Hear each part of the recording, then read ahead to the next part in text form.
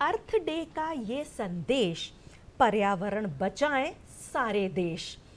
पेड़ है जीवन का उपहार, धरती माँ का करें ये श्रृंगार। प्रदूषण मिटाओ पेड़ लगाओ, बात ये सबको समझाओ।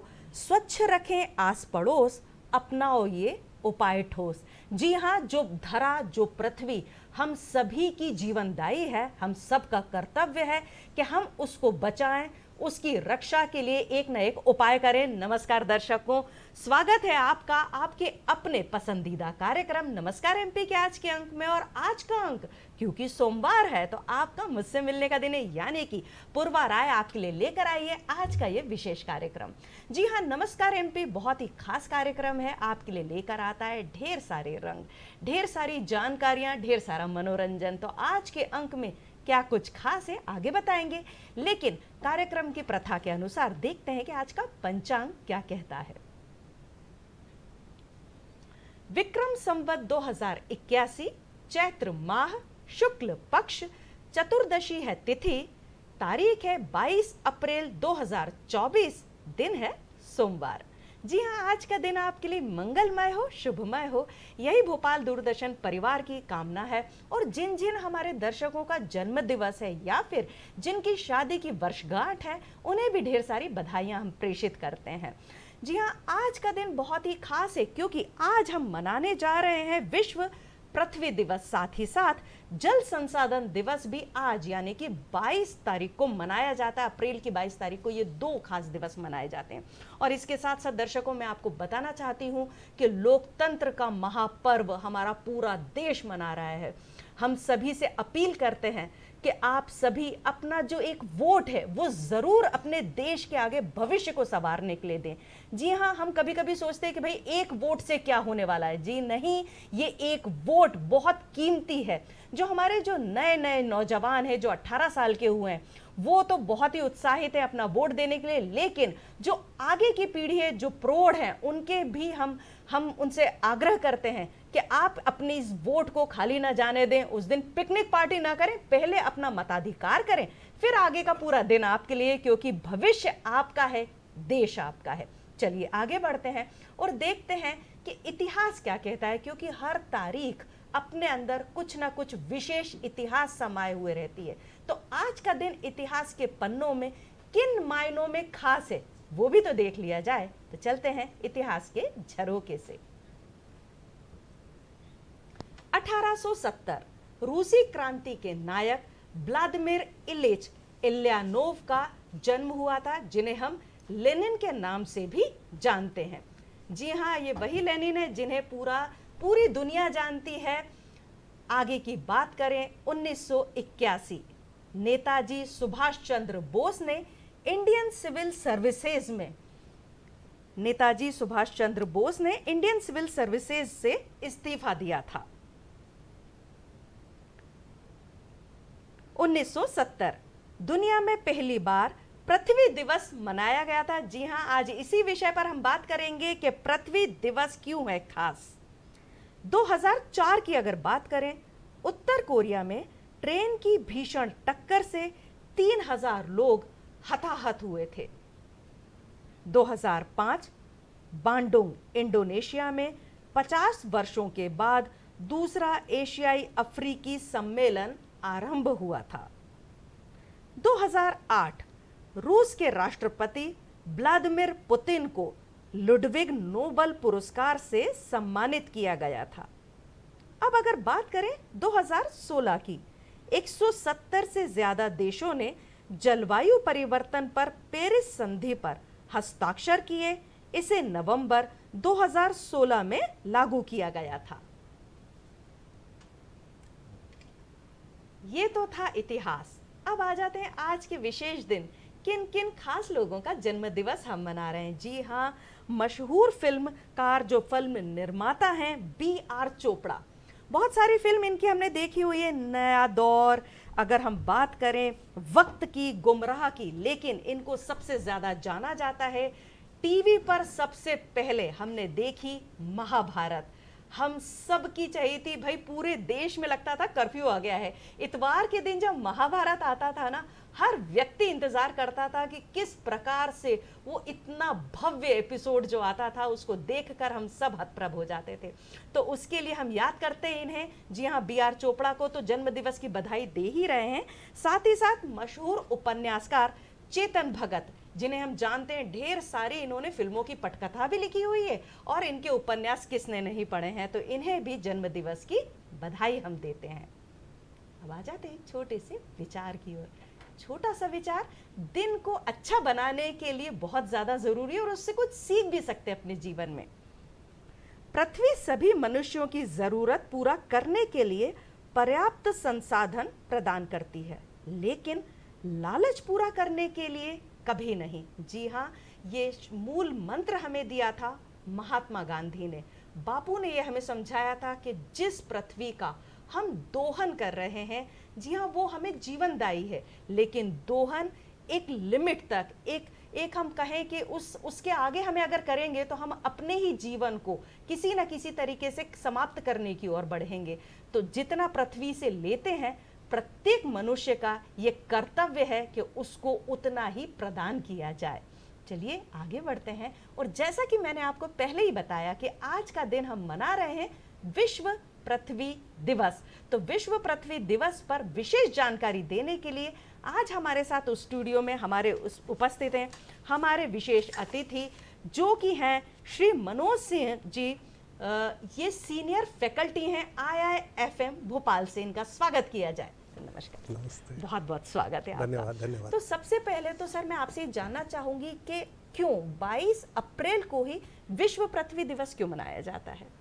दरअसल भारतीय संदर्भों में यदि देखा जाए तो हमने कभी भी पृथ्वी को मानव जीवन से अलग रूप में नहीं देखा है, लेकिन पश्चिमी जो सभ्यता है वहाँ पर जब चेतना जागृत हुई या नवोदित विकास सामने आया, तो उनको लगा कि इस विकास के साथ साथ कुछ ऐसी भी गतिविधियां चल रही हैं जो कि वांछित नहीं हैं, और उसी के परिणाम स्वरूप गिलार्ड नेल्सन जो अमेरिकी सीनेटर थे, तो उन्होंने ये पाया कि पर्यावरण में कुछ ऐसी चीज़ें चल रही हैं जो कि आने वाले समय में यदि ध्यान नहीं दिया गया तो विनाश के लिए जो है जिम्मेदार हो सकती हैं। और इसी के लिए उन्होंने एक चेतना जागृत करने के लिए, जन चेतना जागृत करने के लिए कुछ ऐसे विचार रखे कि एक विशेष दिवस के रूप में कुछ ऐसा स्पेसिफिक कंट्रीब्यूशन किया जाए या योगदान दिया जाए, जिससे कि लोग बाग जो भी पृथ्वी पर जो मानव प्रजाति में विशेष तौर से जो मनुष्य सामाजिक रूप में या आर्थिक रूप में या और भी किसी भी रूप में हमारे विभिन्न प्रकार के संसाधनों का इस्तेमाल कर रहा है, तो कम से कम उसके प्रति जो जिम्मेदारियां हैं उसके लिए भी वो सजग हो सके, सतर्क हो सके, और जो पर्यावरण है, जो पर्यावरण हमारे लिए एक सर्वाइवल का आधार है, उसको भी जो है किसी तरीके से सुरक्षित रखने में मदद मिल सके, उसका संरक्षण किया जा सके। उसके लिए और भी जितनी भी गतिविधियां हो सकती हैं जिससे कि वो सुरक्षित रह सके लोगों की जीवन के लिए और आजीविका के लिए, उसके लिए प्रयास करने के लिए। तो इसलिए उन्होंने 22 अप्रैल 1970 में जो है, जब अमेरिका में स्प्रिंग का सीज़न ख़त्म होता रहता है और स्कूल और कॉलेज के जो वेकेशन हैं वो चालू होने वाले रहते हैं, तो वो बड़ा आइडियल टाइम रहता है कि एक तरफ एग्ज़ाम ख़त्म होते हैं और युवा वर्ग, जो विशेष तौर से युवा वर्ग जो है, तुलनात्मक रूप से उनके पास इतना समय होता है कि वो थोड़ा बहुत इस प्रकार के सामाजिक आंदोलन में या इस तरीके के पर्यावरणीय विचारों में जो है अपनी सहभागिता दर्ज कर सकें। तो एक विशिष्ट दिवस जो है 22 अप्रैल को उन्होंने चुना, और यही कारण है कि 1970 से लेकर के प्रतिवर्ष जो है इस दिन एक दिवस के रूप में, विशिष्ट दिवस के रूप में इसको सेलिब्रेट किया जा रहा है। और चूंकि भारतीय संदर्भों में यदि देखें तो हम तो धरती को माँ का दर्जा देते हैं, तो जन्म से लेकर के मृत्यु तक जो है हम माँ के ही गोद में रहते हैं, इसलिए भारतीय संदर्भों में शायद वो उतना ज़्यादा बहुत ज़्यादा आइसोलेट करके इस कंसेप्ट को ना देखा गया हो। लेकिन चूंकि एक नवोदित अवधारणा है और लोगों की तरफ से ऐसा विचार है कि नहीं, हमको पर्यावरण के संरक्षण के उद्देश्य से पृथ्वी के लिए कुछ ऐसा करना चाहिए जिससे कि वो आने वाली पीढ़ियों के लिए भी समान रूप से बिना किसी प्रकार के डिटोरिएशन के उपलब्ध रहे और आने वाली पीढ़ियों के लिए भी वो एक बहुत योगदान ही दे एक सके। नेक काज है लोगों को समझाना, क्योंकि हम कहीं ना कहीं भूलते जा रहे हैं। हमें ये लग रहा है कि अधिकार सबको याद है, कर्तव्य सभी लोग इससे जो अपने विमुख होते जा रहे हैं कि नहीं हमें तो सिर्फ लेना ही लेना है। जी नहीं, लेना नहीं है। अगर दोहन होता जाएगा तो कहीं ना कहीं वो खत्म होगी और आगे वाली पीढ़ी को, आने वाली पीढ़ी को हम क्या दे सकते हैं। जो उत्सव शब्द यूज किया गया है कि पृथ्वी दिवस पर अभिप्राय क्या है, उत्सव क्यों कहा जाता है? दरअसल आपने बिल्कुल सही कहा कि दोहन और शोषण जो दो शब्द हैं, दरअसल विभिन्न प्रकार की वस्तुओं का, सेवाओं का हमारे व्यवसाय पर और हमारे समाज पर या हमारे विभिन्न प्रकार के प्रतिष्ठानों पर, संगठनों पर इतना ज़्यादा दबाव है कि कई बार दोहन और शोषण की जो एक बारीक सी रेखा है उसको पार करने में समय नहीं लगता है। चाहे वो माइनिंग के माध्यम से हो, चाहे वो वाटर एक्सप्लॉयटेशन के माध्यम से हो, चाहे वो एयर सक्शन के माध्यम से हो, या फॉरेस्ट के रूप में, फॉरेस्ट सर्विसेज के रूप में, यूटिलाइजेशन के रूप में हो। तो उस सीमा रेखा को जब पार कर लेते हैं तो पर्यावरण की जो क्षति होती है उसकी पूर्ति के लिए कहीं ना कहीं मानवता को, मनुष्य को, समाज को, व्यवसायों को, संगठनों को सजग करने की आवश्यकता है। सजग जो है सामान्य रूप से मनुष्य तो होता नहीं है, वो चिरनिद्रा में सोया हुआ है। और कभी न कभी जो है उसको जिसको कहते हैं झंकृत करने की आवश्यकता होती है। तो ये विशिष्ट दिवस जो है मानव समाज को या विभिन्न प्रकार के संगठन जो विभिन्न प्रकार की इकोसिस्टम सर्विसेज को यूज़ कर रहे हैं या उसका शोषण कर रहे हैं या दोहन कर रहे हैं, उनको ये झंकृत करने का एक अवसर है। और एक विश्व स्तर पर देखिए, पर्यावरण को आप बांट नहीं सकते। आप ये नहीं कह सकते कि ये हवा मेरी है या ये हवा किसी दूसरे देश की है, क्योंकि देखिए अभी आप पर्यावरण को एक आइसोलेटेड रूप में या एक फ्रेगमेंटेड रूप में बिल्कुल भी नहीं देख सकते हैं। अभी रिसेंटली जो है, जैसे कि सऊदी अरेबिया में आपने देखा कि अति वर्षा से जो है वहाँ का जनजीवन अकस्मात जो है अस्त व्यस्त हो गया है। तो कहीं ना कहीं पर्यावरण के जो विनाशकारी प्रभाव हैं शोषण करने की वजह से ज़्यादा आ रहे हैं और ये और अधिक भयावह रूप में सामने आ सकते हैं। बहुत सारी जो संस्थाएं हैं जैसे IPCC है, inter governmental panel on climate change जो है, इन्होंने तो यहाँ तक बताया है कि वर्ष 2100 में जो है हमारा जो समुद्र का जो स्तर है वो इतना बढ़ जाएगा, क्योंकि उसमें लगातार ग्लेशियर के पिघलने से समुद्र स्तर लगातार बढ़ता जा रहा है।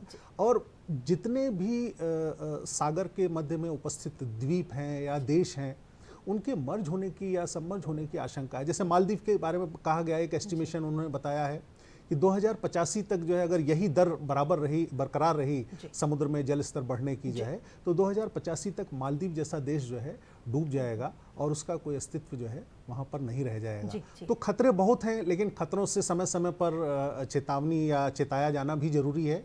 इसके लिए ये एक उत्सव के रूप में, एक सामाजिक आंदोलन के रूप में सभी देश मिलकर के, विश्व के सभी देश इसमें शामिल हैं। ऐसा नहीं है कि केवल भारत में मनाया जा रहा है, विश्व के कई देश इसमें शामिल हैं। लगभग आज की तारीख में 192 या 94 देश इसमें इस उत्सव में शामिल हैं और अलग अलग तरीके से अपने योगदान को देने की कोशिश कर रहे हैं ताकि ज़्यादा से ज़्यादा पर्यावरण संरक्षण के लिए और पृथ्वी को जो है आगामी भविष्य के लिए सुरक्षित किए जाने की कवायद में शामिल हो सके। वही चीज है कि हम सभी को अभी से चेतना पड़ेगा। भाई अभी तक तो जो सर ने आपने बोला कि चिर निद्रा में सभी लोग थे, लेकिन अगर अब नहीं चेते तो फिर आगे कोई हमारे लिए कोई ऐसा नहीं है कि चलिए अब आपको और टाइमलाइन दे दी जाएगी। नहीं, अभी ही हम सबको चेतना है, हमारी पृथ्वी को बचाना है आगे आने वाली पीढ़ी के लिए। विकल्प नहीं है, विकल्प बिल्कुल भी नहीं है। ना पानी बचेगा, ना हवा बचेगी, ना जमीन बचेगी, तो फिर क्या कर पाएंगे।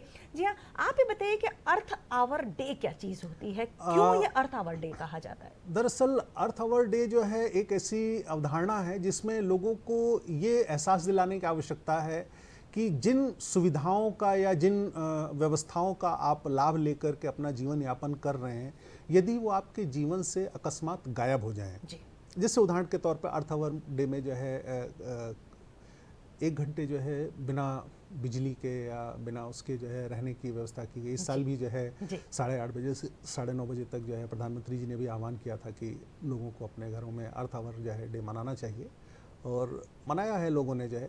लेकिन केवल 1 घंटे के बिजली के रोकने का संदेश नहीं है ये एक ऐसा संदेश है जिससे पूरे विश्व को ये बताए जाने की आवश्यकता है, या ये बताए जाने की कोशिश है कि ऐसी भी स्थितियां निर्मित हो सकती हैं भविष्य में यदि हम समय रहते जागृत नहीं होते हैं, या समय रहते किसी भी प्रकार से चैतन्यता नहीं लाते हैं, और अपने जो दायित्व है हमारे जो पर्यावरण के प्रति जो है, यदि हम उनका निर्वहन नहीं करते हैं तो ऐसी स्थितियां निर्मित होंगी कि हम जो है इन सारी चीज़ों से वंचित हो सकते हैं, और चीज़ें हमको जो है इस्तेमाल के लिए उपलब्ध नहीं होंगी जो है। जी जी, हमें खुद को चेतना पड़ेगा। हर बार हर प्रश्न के बाद यही चीज है कि अगर अब हम नहीं चेते तो फिर आगे कुछ नहीं हो सकता। 2024 में क्या थीम होगी जो हम बना रहे हैं पृथ्वी दिवस, तो उसकी थीम क्या रखी गई है? दरअसल 2024 के लिए विश्व पृथ्वी दिवस पे जो थीम दी गई है, प्लैनेट वर्सेस प्लास्टिक की थीम दी गई है जी। हाँ, क्योंकि ग्रह पर क्या स्थिति है और प्लास्टिक का क्या स्वरूप है या उसका क्या व्यवस्था है इस समय, उसके बारे में ये थीम रखी गई है इस बार जो है। बहुत ही महत्वपूर्ण थीम है, और प्लास्टिक ने जिस तरीके से मानव समाज को अपने मकड़ जाल में फांस लिया है, उससे मुक्त होने की कवायद के लिए ये एक अच्छा अवसर भी है और एक उचित मंच भी है।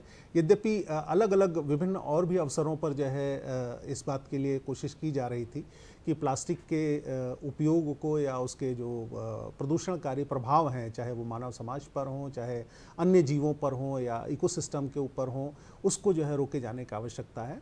तो इस बार हमको एक अच्छा अवसर मिला है विश्व पृथ्वी दिवस के माध्यम से कि हम एक ऐसी जन चेतना विकसित कर सकें, लोगों के मन में जानकारियाँ डाल सकें जो है कि यदि प्लास्टिक को समुचित तरीके से इस्तेमाल नहीं किया जा रहा है या उसका निष्पादन नहीं किया जा रहा है तो वो आपके लिए कितना घातक हो सकता है, न केवल आपके लिए बल्कि आपके आसपास जो संसाधन है, चाहे वो जल के रूप में हो, चाहे वायु के रूप में हो, या इवन वो प्राणी जो कि निरीह हैं जो आपको सपोर्ट करते हैं। उदाहरण के तौर पे जैसे गाय है जो है, अगर गाय खुले में कहीं जा रही है और अगर वो प्रॉपरली अगर कोई आपने प्लास्टिक का निष्पादन नहीं किया है तो उस प्लास्टिक का अगर वो सेवन करती है तो डेफिनेटली उसके माध्यम से जो दूध आपको प्राप्त हो रहा है तो वो कहीं ना कहीं मनुष्य के द्वारा ही इस्तेमाल किया जा रहा है, और उसके माध्यम से प्लास्टिक जो है घूम फिर करके वापस मनुष्य के शरीर में आ रहा है, जो कि उसके स्वास्थ्य के लिए सबसे बड़ा चिंता का विषय है कि आने वाले समय में जानवर का तो जो हो रहा है, क्योंकि उसकी कोई वॉइस नहीं है, उसकी कोई आवाज़ नहीं है, वो ये कहने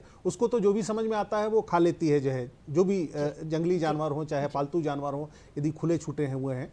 तो ऐसी स्थिति में ये आवश्यक हो जाता है कि प्लास्टिक के प्रति न केवल जागरूकता और उसके निष्पादन के लिए सबसे ज़्यादा क्या उचित व्यवस्था होनी चाहिए उसके बारे में एक जन जागृति विकसित की जा सके, और लोगों को समुचित रूप में ये भी समझाया जा सके कि जरा सी चूक से, जरा सी गलती से कितने भयावह परिणाम सामने आ सकते हैं जो है। जी, मुझे लगता है कि समझाया तो बहुत समय से लगातार जा रहा है, और हर व्यक्ति जैसे ही आप किसी से बात करें ना तो वैसे वो कहते हैं जी नहीं, हमारे घर में हम प्लास्टिक यूज़ नहीं करते हैं। लेकिन जब आप उनके किचन में जाइए एक बार, तब पता चलता है कि भाई वो जो चॉकलेट का डिब्बा आया है या जो बिस्किट का डिब्बा आया है वही चीज़ यूज़ हो रही है। और वो सिर्फ चॉकलेट और बिस्किट के डिब्बे की बात नहीं है, हम बाजार में निकले और एक बिस्लरी की बोतल तो दिन भर में 2 बिस्लरी की बोतल्स तो एक व्यक्ति के द्वारा फेंकी ही जा रही है।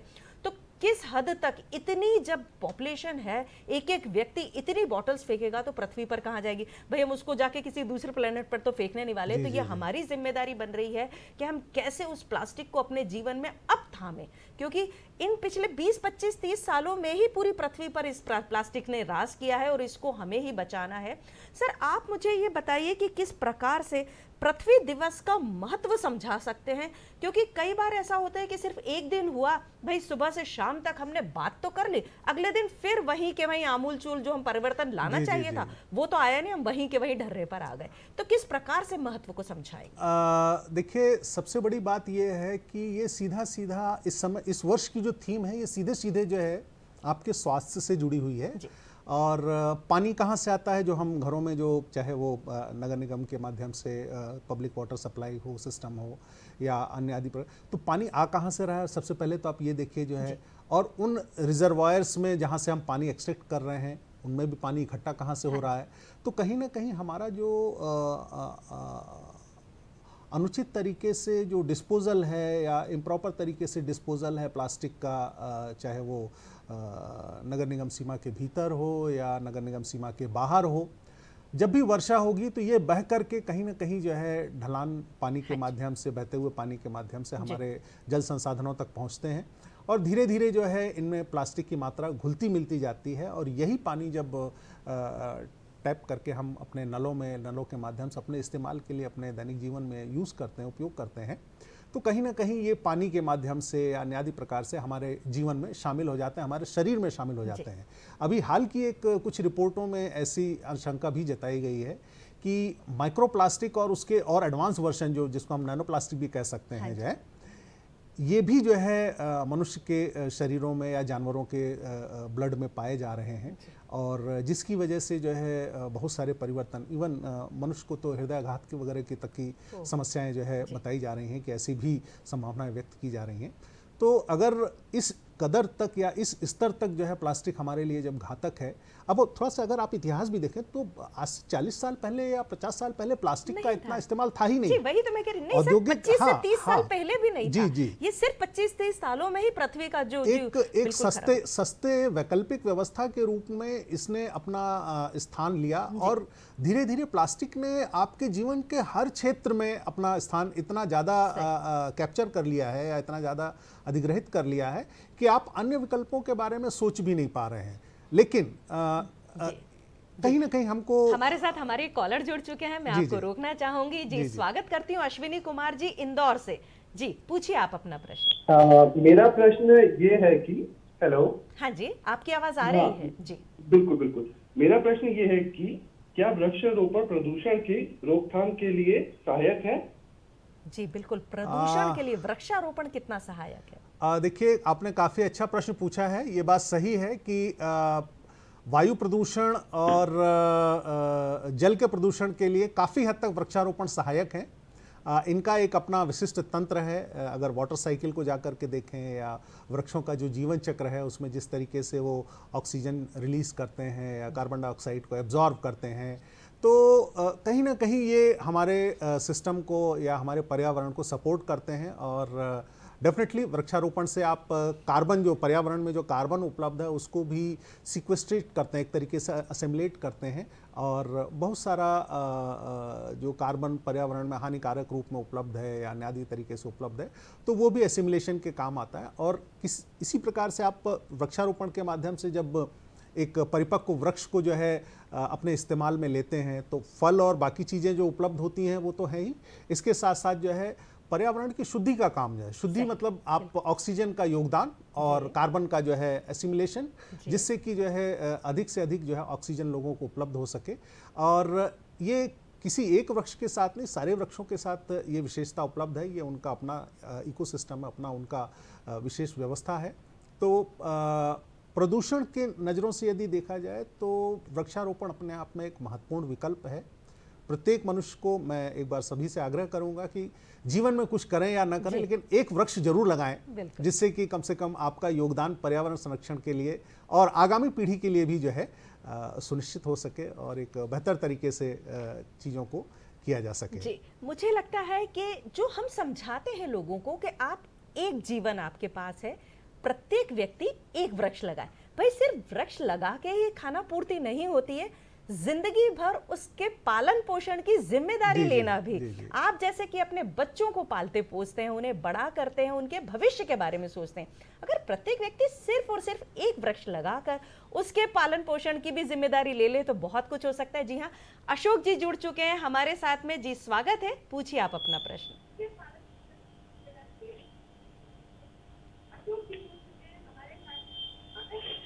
जी, मेरा सवाल ये है सर से कि हमको पृथ्वी पर ऐसे कौन कौन से वृक्ष लगाना चाहिए जिससे कि पृथ्वी को नुकसान ना हो और पानी के संचय को ज्यादा से ज्यादा कर सकें और इससे लोगों को वृक्षों में पानी तो मिले तो थोड़ा पीने का पानी भी अच्छे से मिले, कोई गड़बड़ी ना हो, ये बताइए जरा। जी, मुझे समझ में ये कि वो वृक्ष जो कम पानी में भी सिंचित होकर पृथ्वी को बचा सकें। जी देखिए, अलग अलग परिस्थितियों के हिसाब से जो हमारा इको रीजन है उसके हिसाब से हम वृक्षों का चुनाव कर सकते हैं। क्योंकि हम मध्य प्रदेश में बैठे हैं तो सामान्यतः लोग बाग जो है फलदार वृक्षों की तरफ ज़्यादा जाते हैं, जिसमें नीम है, आम है, महुआ है और भी बहुत सारी प्रजातियां हैं जिनका कि चुनाव किया जा सकता है। लेकिन ओवरऑल पर्पस कहीं ना कहीं जो है ये रहे कि हम केवल पौधारोपण या वृक्षारोपण करके उसको भूल ना जाएं, उसको इस स्तर तक विकसित करें या 1-2 साल उसकी सेवा इस प्रकार से करें ताकि वो बड़ा होकर के वृक्ष बन सके और वृक्ष बन करके अपनी जो भी सेवाएं हैं, देखिए हर जीव जो है इस परिस्थितिकी तंत्र में अपनी सेवाएं किसी न किसी रूप में दे रहा है। कोई जो है ऑक्सीजन देने की कोशिश कर रहा है, विभिन्न प्रकार के आपके सरोवरों से आपको जल मिल रहा है, इस प्रकार से बहुत सारे अलग अलग जो सिस्टम है वो आपको जो है सपोर्ट कर रहे हैं पर्यावरण में। क्षिति जल पावक गगन समीरा का जो हम कंसेप्ट लेते हैं तो उसमें हर प्रकार की जो चीज़ है, हर प्रकार का जो अवयव है पर्यावरण तंत्र में वो आपको जो है सपोर्ट करता है। लेकिन कहीं भी कभी भी किसी भी एक पर्यावरण के घटक में जब गड़बड़ी होने लगती है तो उसके दुष्परिणाम सीधे सीधे मानव के अस्तित्व पर पड़ने की संभावना रहती है। इस बात को हमको विशेष ध्यान रखना चाहिए और ज़्यादा से ज़्यादा वृक्ष रहेंगे, ज़्यादा से ज़्यादा फलदार वृक्ष रहेंगे तो डेफिनेटली लोगों को जो है फ़ायदा भी होगा और फ़ायदा के साथ साथ जो है एक लकड़ी का उत्पादन या विभिन्न प्रकार के जो जानवर हैं, जीव हैं जिनको कि पत्तियों के ऊपर जल्दी से हमारे पास एक और कॉलर जुड़ चुकी है, संध्या जी रीवा से। स्वागत है आपका, पूछिए आप अपना प्रश्न। प्लास्टिक से मानव अन्य जीवों के ऊपर क्या दुष्प्रभाव पड़ रहा है? जी, प्लास्टिक से किस प्रकार से दुष्प्रभाव भाई पूरी पृथ्वी देखिए पर? अगर काफ़ी अच्छा प्रश्न है। सबसे अगर वृहद स्तर पर देखा जाए तो आज की तारीख में ऐसा अनुमान लगाया गया है कि हम प्रतिवर्ष 400 मिलियन टन से अधिक का प्लास्टिक वेस्ट जो है प्रतिवर्ष जो है इस इकोसिस्टम में डाल रहे हैं।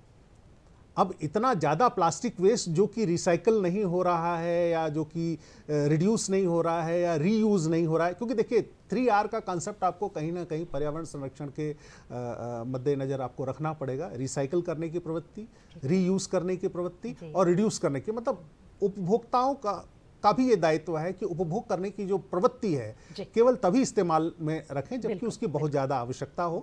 और हाँ, इसको और डेफिनेटली कहीं ना कहीं यदि हम स्वास्थ्य के प्रति अगर चिंतित हैं तो हमको जो है अपने पर्यावरणीय संरक्षण के जितने भी अभियान हैं उनमें बढ़ चढ़ करके हिस्सा लेना चाहिए और उसमें भाग ले करके अपने योगदान को निश्चित रूप से बहुत ही अच्छे से आपने समझाया। मुझे लगता है कि प्रत्येक व्यक्ति को थोड़ा बहुत तो हम समझाने में सफल रहेंगे ही सही, और ये जो हम मना रहे हैं विश्व पृथ्वी दिवस, ये आगे भी बढ़ चढ़कर पूरी दुनिया मनाए और इसको अपनाए, अपने जीवन में आत्मसात करे, यही हम कामना करते हैं। आप आए, बहुत अच्छे से आपने समझाया, आपका बहुत बहुत धन्यवाद।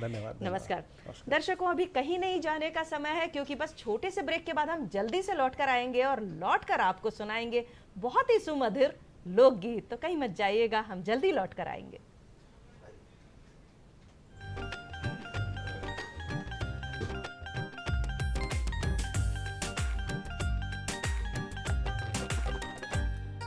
सूरज निकला हुआ सवेरा, वोट डालने जाना है। सूरज निकला हुआ सवेरा, वोट डालने जाना है। माता बहन बेटियों से पूरा मतदान कराना है। हमको वोट डालने जाना है,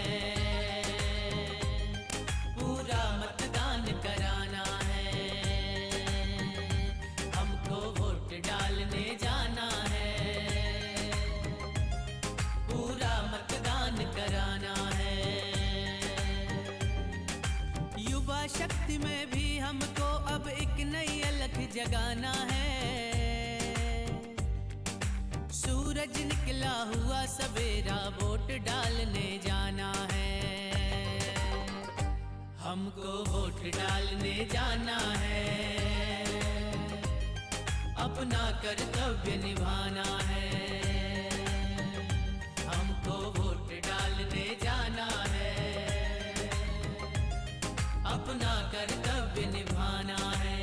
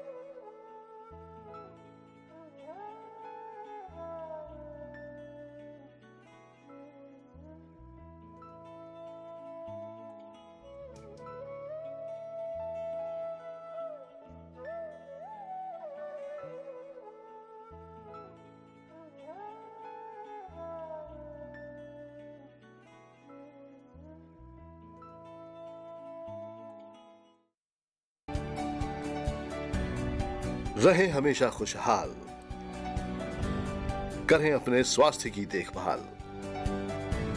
देखिए कार्यक्रम आपका स्वास्थ्य हर सोमवार शाम 4:35 पर डीडी मध्य प्रदेश पर।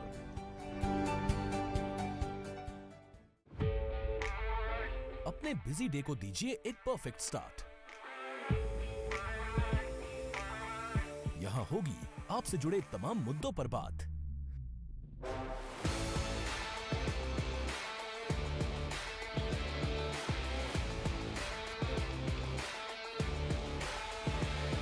दूरदर्शन का खास शो आ गया है आपके पास, डीडी मॉर्निंग शो, सोमवार से शुक्रवार सुबह 8 से 9 बजे सिर्फ डीडी नेशनल पर, देश का पहला चैनल, देश का अपना चैनल।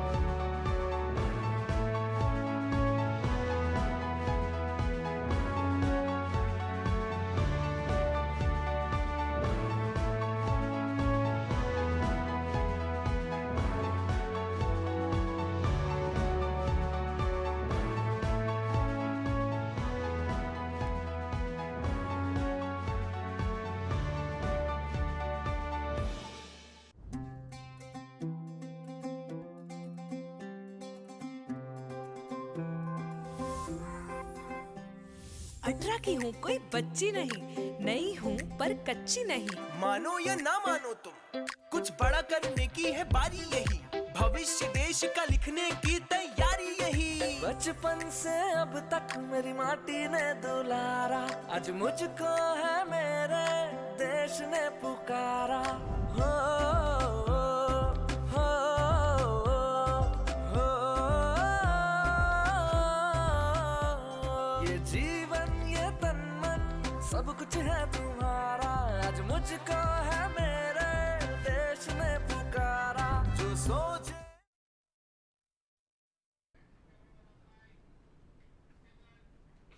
ब्रेक के बाद आप सभी का एक बार फिर से बहुत बहुत स्वागत है। और मैं आपको बता दूं कि हमारा यह कार्यक्रम लाइव फोन इन कार्यक्रम है, तो भाई आपके फोन का तो अब हमें इंतजार भी रहेगा। चलिए एक बार फिर से मैं आपको अपने फोन नंबर्स नोट करवा दूं, जो कि है भोपाल के एसटीडी कोड के साथ में 0755260049, साथ ही साथ हमारा एक टोल फ्री नंबर 1800233040। अब तो ये हो गई बात फोन की, लेकिन अब हम मुलाकात करेंगे। एक विशेष मुलाकात है। एक मुलाकात में मैं आपको मिलवा रही हूँ जानी मानी लोकगीत गायिका शीला त्रिपाठी जी से। तो चलिए इनका स्वागत करते हैं। तो नमस्कार जी, बहुत बहुत स्वागत है आपका। जी हाँ दोस्तों, आगे का जो हमारा सफर होने वाला है ना, वो बहुत ही सुमधुर होने वाला है। मनोरंजन तो आपके लिए बहुत है, मन को बड़ी खुशी होगी। तो क्यों ना सबसे पहले मैडम से ये जान लिया जाए कि आपने गाने की शुरुआत कब से की? क्या बचपन से आपको शौक था? परिवार में कोई गाता था? कब सोचा कि मैं गाऊं? मैम मैं आपको बता दूं कि मैंने जिस घर में अपनी आँख खोली तो वो पूरा घर ही संगीत में था। अरे वाह, क्या बात! क्योंकि मेरे पिताजी जो हैं वो शासकीय स्कूल में संगीत के टीचर हैं, और घर में ही मेरे यहाँ विद्यालय चलता था। अच्छा जी। मेरे नाम से ही आज भी चलता है। और जब मैं बहुत छोटी थी, आपको बता दूं, तो मैं बच्चों के साथ, बच्चे आते थे वहाँ सीखने, तो मैं उन्हीं बच्चों के साथ खेलती थी और उन्हीं के साथ सीखती थी। और मैं आपको बता दूं कि संगीत में कब सीख गई मुझे खुद को ही पता नहीं चला। मतलब ये एक बेटी के लिए कितना गर्व है, एक पिता के लिए कितनी गर्व की बात है कि जब बिटिया अपने पिता के जो चरण हैं उनके ऊपर चले, उनके जो नियम है वो आत्मसात करे, आगे चल के उनका नाम रोशन करे। और एक पिता को कितनी खुशी होगी कि भाई जो मेरा पैशन है वही मेरी बेटी का पैशन है। लोकगीत ही गाना है, ये क्यों सोचा? क्या पिताजी भी लोकगीत ही गाते थे? नहीं नहीं जी। मेरे यहाँ तो क्लासिकल का है, तबला, डांस, ढोलक और बांसुरी, ये सारी चीज़ों की क्लासेस चलती है। पर जो मेरी माता जी हैं वो लोकगीत गाती थी। अच्छा जी। और ऐसा होता था कि जब ढोलक सिखाते थे पापा तो औरतें भी आती थी, तो लोकगीत गा गा के वो बजाती थी, गाती थी जी। और गर्मियों में हम लोग गांव से जुड़े हुए हैं, तो जब गर्मी की छुट्टियां होती थी तो हम लोग गांव जाया करते थे जी। तो गांव में जब कुछ प्रोग्राम वगैरह होते थे तो वहाँ सारी औरतें गाती बजाती थी, तो सबको होता था कि अरे तुमको ये वाला गीत आता है, तुम भी सुनाओ। तो मैं भी उनको गा के सुनाती थी कि हाँ मुझे ये आता है। जी जी। फिर जब मैं बड़ी हुई तो मेरा प्रभाकर हो गया था। फिर जब मैं बड़ी हुई तो आकाशवाणी में उस स्वर परीक्षण हुआ लोकगीत का। अच्छा। तो मैंने वहाँ से ग्रेड मुझे मिला। इसके बाद मुझे फिर लोकगीत एक मोटिवेशन आ गया कि अपग्रेड मिल गया है, मुझे लोकगीत करना है। तो फिर मैंने अपने माँ से ही सारा कलेक्शन लिया और लोकगीत में ही मैं रच बस गई। और मैं आपको बता दूं कि मैं क्लासिकल से भी प्रभाकर हूँ, मैंने म्यूज़िक में एमए किया है। मैं क्लासिकल डांस में भी प्रभाकर हूँ जी। और मैं आकाशवाणी भोपाल से ए ग्रेड हूँ। हाँ हाँ, क्या बात है। अमित शर्मा जी रीवा से जुड़ चुके हैं हमारे साथ। जी स्वागत है आपका, पूछिए आप अपना प्रश्न।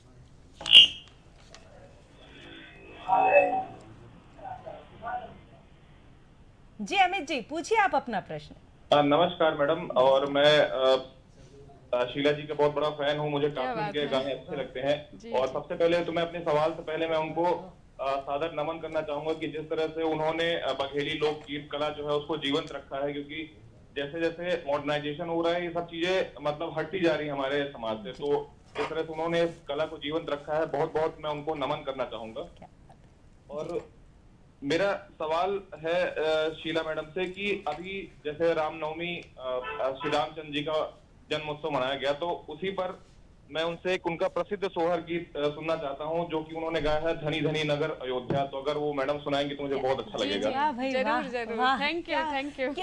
कितनी अच्छी एक फरमाइश आई है जी। सबके मन में राम बसे हुए हैं, तो क्यों ना राम भजन सुन लिया जाए। जी जी मैं आपको सुनाती हूँ।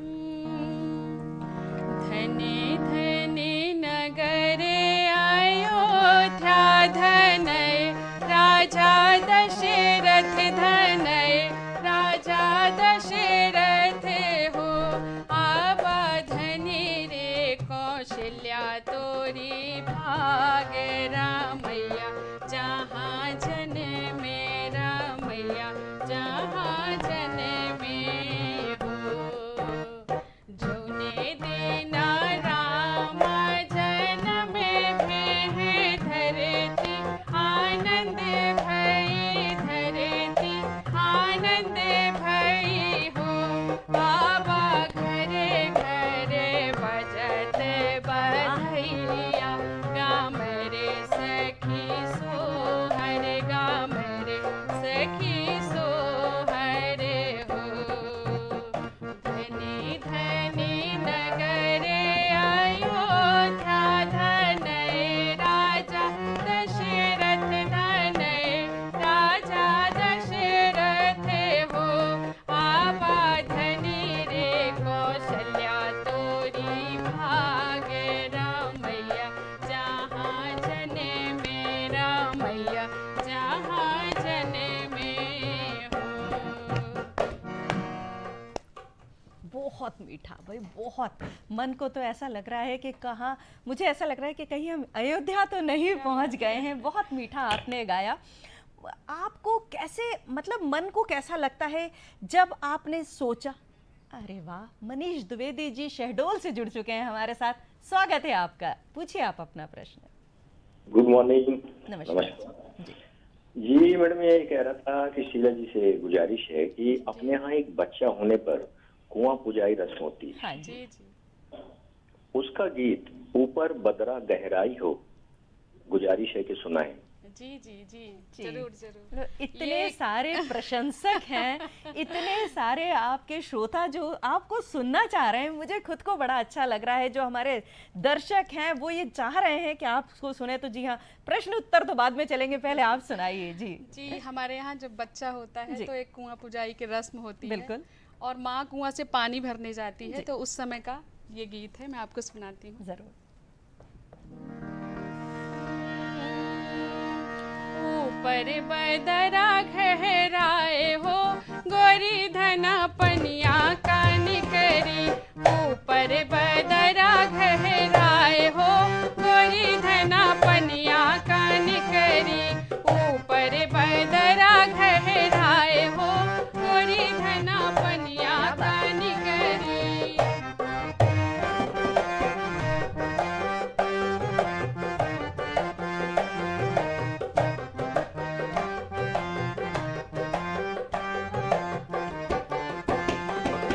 जाई कहे मोरे राजा ससुर जी से, जाई कहे मोरे राजा ससुर जी से। कुएं माँ हो तो कुएं माँ जगत बधाए हो, गोरी धना पनिया कानी करी। ऊपर बदरा गहराए हो, गोरी धना पनिया कानी करी। बहुत मीठा। हाँ, ये जो भारतीय संस्कृति है, ये जो सभ्यता है, इतनी विरासत है हमारे पास में। जी, छोटे छोटे से जो रस्म है उसके लिए कितने मीठे मीठे गाने होते हैं। पूरा परिवार एक हो जाता है, समाज में खुशियां बांटने के ये काम करता है। बहुत अच्छा आपने गाया है। ये बताइए कि परिवार का सपोर्ट तो था, क्योंकि जब आप मायके में थे आपका एनपी मिश्रा जी शहडोल से जुड़ चुके हैं हमारे साथ। स्वागत है आपका, पूछिए आप अपना। हाँ हाँ, नमस्कार मैडम जी। दरअसल में मैं शीला जी का जो है बहुत प्रशंसक हूँ, उनके गीतों को मैं सुनता हूँ।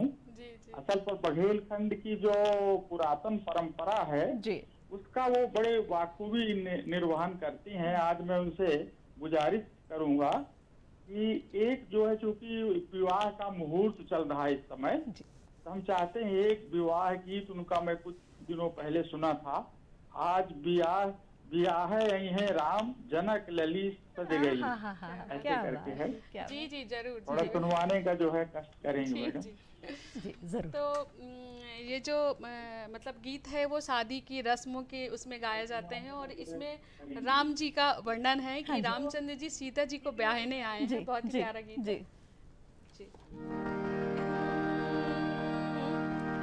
आज ब्याहने आई है राम, जनक लली सज गई। आज ब्याहने आई है राम, जनक लली सज गई। आज ब्याहने आई है राम, जनक लली सज गई।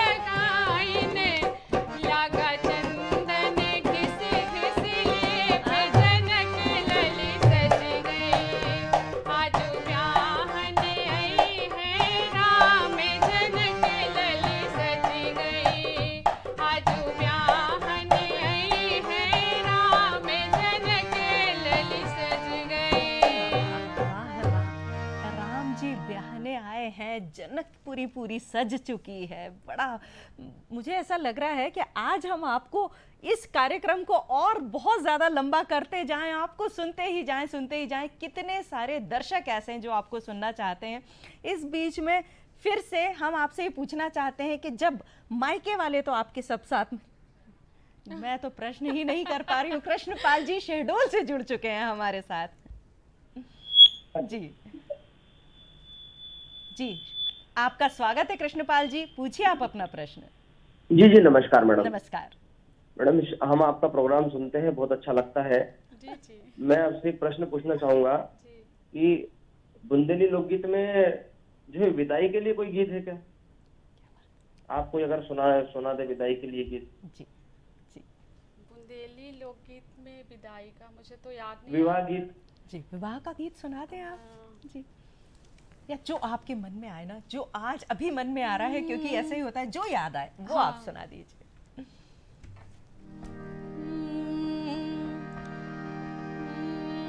हरे दी के रंगी रे चुनरिया, चुनरिया नहीं छूटे हो। हरे दी के रंगी रे चुनरिया, चुनरिया नहीं छूटे हो।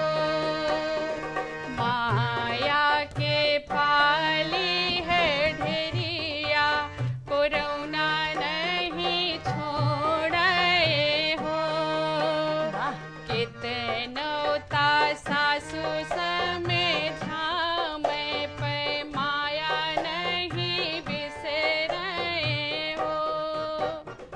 हरे दी के रंगी रे चुनरिया, चुनरिया नहीं छूटे हो। बहुत मीठा। मुझे लग रहा है सारे दर्शक बड़े ही खुश हो जाएंगे, आज उनकी मनोकामनाएं पूरी हो रही हैं। आपको सुन रहे हैं अशोक पांडे जी जुड़ चुके हैं हमारे साथ छिंदवाड़ा से। जी अशोक जी, स्वागत है आपका, पूछिए आप अपना प्रश्न। जी शीला जी को मेरी ओर से बहुत बहुत नमस्कार। जी जी। और शीला जी, मैं आपका नियमित श्रोता हूँ। और और सबसे अच्छी बात यह है कि आपने एक बघेली का जो एक कला है, इसको आपने जीवित रखा हुआ है। और इसके लिए मैं आपको बधाई देना चाहता हूँ, बहुत बहुत धन्यवाद करना चाहता हूँ। मैं चाहता हूँ, चूंकि आने वाला समय बरसात लगने वाली है, और बरसात में गाए जाने वाला झूला गीत, क्या बात है, क्या बात है। जी जी, सावन केर बदरिया कारी सुनाए तो मुझे बड़ी पसंद होगी। और ये गीत मुझे बहुत पसंद है, एक आध बार मैंने आपके मुख से इसको सुना है। तो मेरी इच्छा है कि आप इसको सुनाने का कष्ट करें। मैं आपको बता दूं कि ये गीत मुझे भी बहुत पसंद है और मेरे भी दिल के बहुत करीब है। जी। तो ये सावन का गीत है, और ये इतना मतलब मनमोहक गीत है, कहना चाहिए कि मायके में सावन आ गया है और मायके से बेटी को कोई लेने नहीं आया, तो वो अंदर से बहुत दुखी हो रही है और क्या क्या सोचती है, सुनिए इस गीत में। जी। सावन के रे बदरिया कारी, नई हर के सुधिया बेना। सावन के रे बदरिया कारी, नई हर के सुधिया बेना। सावन के रे बदरिया कारी, नई हर के सुधिया।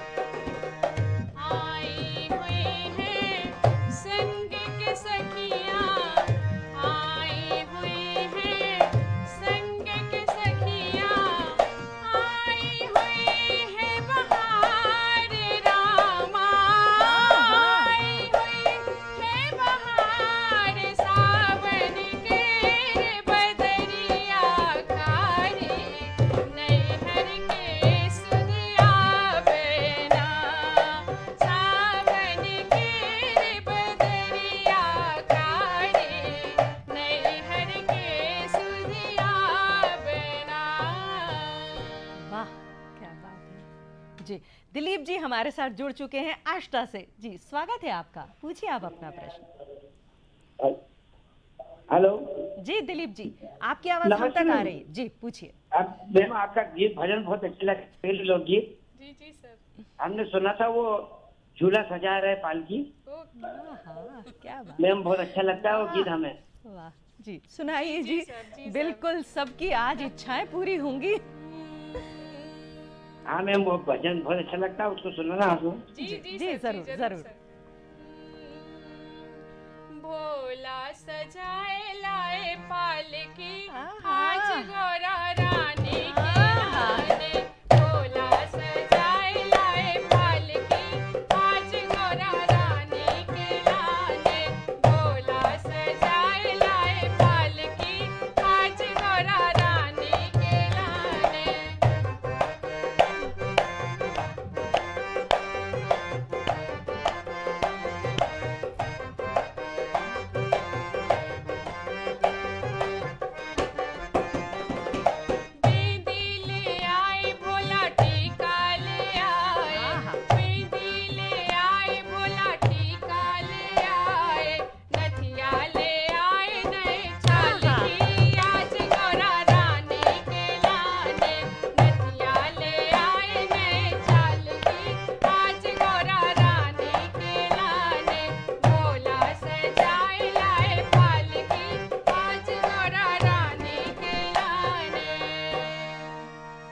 पूरा सजाए लाए पालकी आज गौरा रानी के लाने। भाई कितना मीठा, कितना मीठा, बहुत बहुत। कल्पना मिश्रा जी जुड़ चुकी हैं हमारे साथ मैहर से। जी हाँ, पूछिए आप अपना प्रश्न। हाँ मैम, मैं शीला जी को सुनती रहती हूँ और शीला जी मैहर आई थी, वहाँ पर उन्होंने एक देवी गीत सुनाया था, मैया झूले झूलना, तो प्लीज वो गीत सुनवाइए। जरूर, बिल्कुल। मैया झूले झूले ना आज मोरे अंगना, मैया झूले झूले ना आज मोरे अंगना, मोरे अंगना हो मैया मोरे अंगना, मोरे अंगना हो मैया मोरे अंगना, मैया झूले झूले ना आज मोरे अंगना, मैया झूले झूले ना आज मोरे अंगना।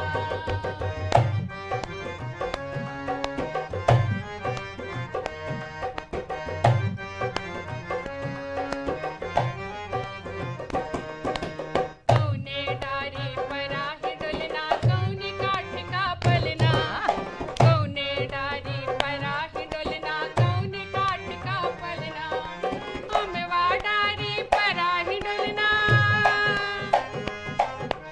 अमवा डारी पराही डोलना, चंदन काठ का पलना, मैया झूले झूले ना आज मोरे अंगना, मैया झूले झूले ना आज मोरे अंगना।